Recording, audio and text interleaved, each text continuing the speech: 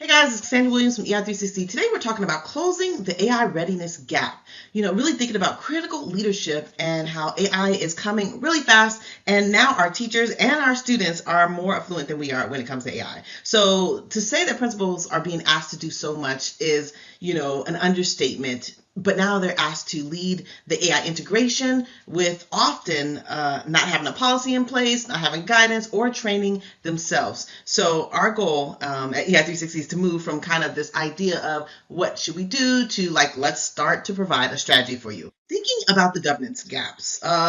AI is going faster and faster without a policy and without training. So this creates this kind of governance gap where kind of principals have to navigate and think about what does this mean ethically, what does this mean instructionally for my teachers, and what are the kind of legalities that I need to be aware of and that I need to train my teachers so they can be aware of. And so we have this lagging of our system, and our principals are carrying that risk of whether it's student data being compromised and what are the consequences of kind of this rollout without kind of any policy in place. But we kind of must inform this shift to make sure we're proactive to lead these structures that we are ultimately putting in place before the policy. Now, I've talked to various principals that are in multiple states, and they keep telling me the kind of same thing. There is minimal guidance that is provided, and there's kind of this, okay, when do we start? What do we start on? Where do we begin, right? And so thinking about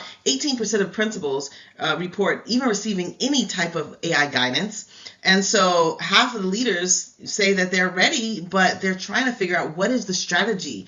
And so the confidence that they have around this is very little. And so I want to say the risk is not a lack of interest, because a lot of them are using it probably for their personal aspect, but the other component is there is no support for them in kind of rolling it out at their individual schools. So while everything is happening, everybody is using it, but the very people that are leading the school for the K-12 sector. So adoption is already here.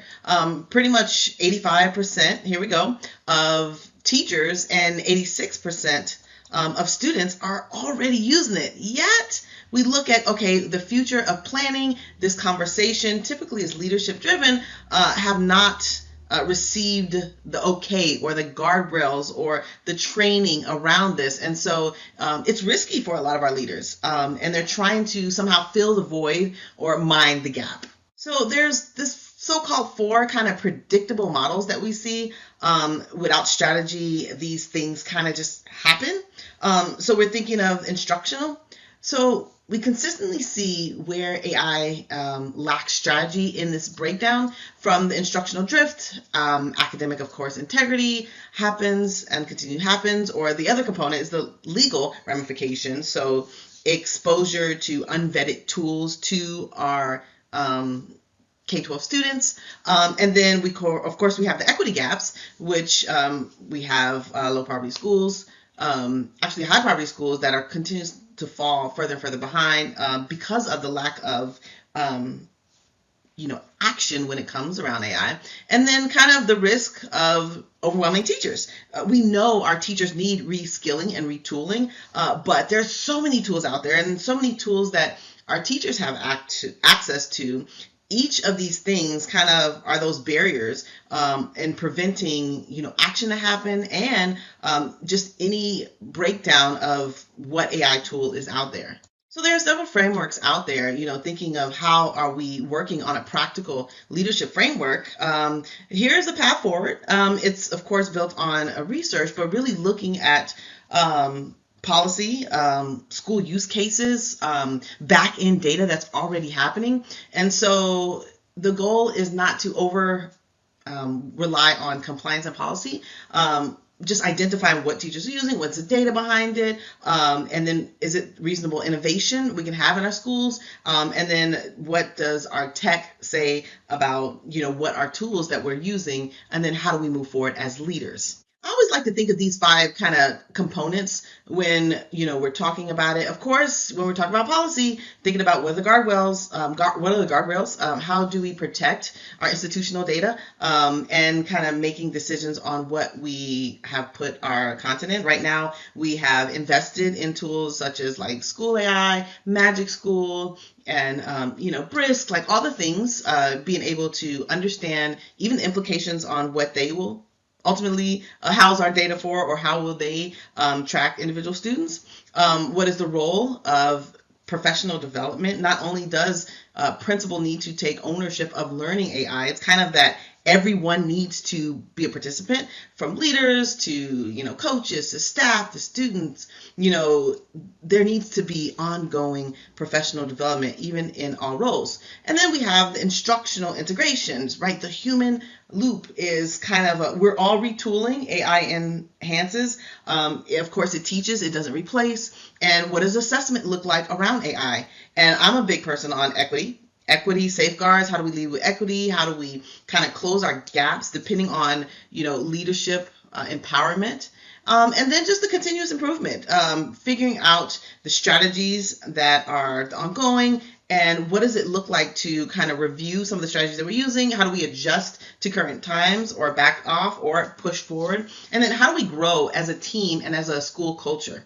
I like to say here's a path. It's not the path, but it is a roadmap. I love to kind of begin with the end in mind, and kind of do backwards planning and kind of figure out what tools we're using, what tools are okay that we're using, and kind of design PD around that. And then eventually, when we have these opportunities, when there's maybe bumps in the road, that's when we kind of create policy around things that we don't want. I'm hesitant to create policy full hard home quickly, because our teachers are trying to create innovative ideas with this, so I don't want to put rails on our teachers before they even start. So it's kind of that ebb and flow, kind of like going into a double dutch rope. You're going in, you're coming out, but you're tweaking it along the way, right? But thinking of, here's some ideas to create a plan, thinking of what could policy be. In the first 30 days, try to kind of look at some tools and communicate effectively with your team, thinking about who's using the tools and how do we take it from 2 to 3 people to maybe 5 to 10 and train. And then thinking about what is, sorry about that, but looking at the ongoing training policy and pilots. I like to say these are all interchangeable, and depending on your school, identifying what worked, what did not work, what was too rushed, what was not. But I always say start off small. When you actually uncover who is using AI, you'll start to see what tools they're using, how long they're using, and you can talk to the teachers to even see, is it effective? What is she using it for? And then maybe the teacher can be the champion to start and share some of these tools. Now, it doesn't have to always be your PD, but it could be, like I said, asynchronous learning, mini modules, mini videos that goes out to your teaching staff to let you guys all know that we are in this together. We're all upskilling. And I have to say, principals, you have to be a part of this upskilling as well. So we know there's, of course, the district leadership and board accountability. You should not be doing this alone. Research and risk should be taken by everybody. We say the district, we know their vetting tools. We know their quasi-setting expectation.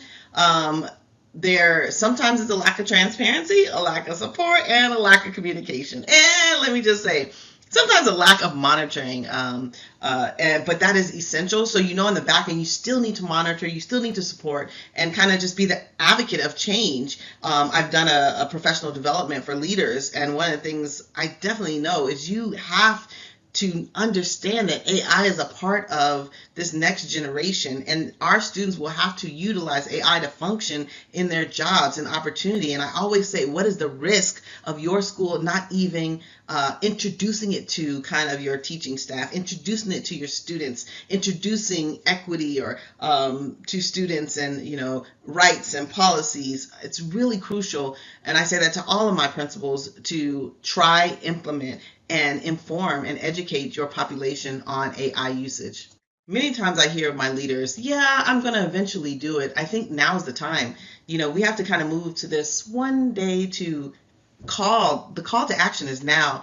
There is a gap, but you can solve this problem immediately. You know, learn the tool, try some things, fail fast in front of your teachers. I really believe that, you know, this type of leadership is not even optional anymore. It's necessary. You know, it kind of has made the shift to change, like, should we do AI, to we definitely need to do AI, and how do we do this responsibly? And how do I lead with clarity, you know, equity and purpose, even though my district may not be ready? I hope these tips have helped you. Make sure you check out my AI class for leaders. I hope you enjoy. Talk to you later. Bye.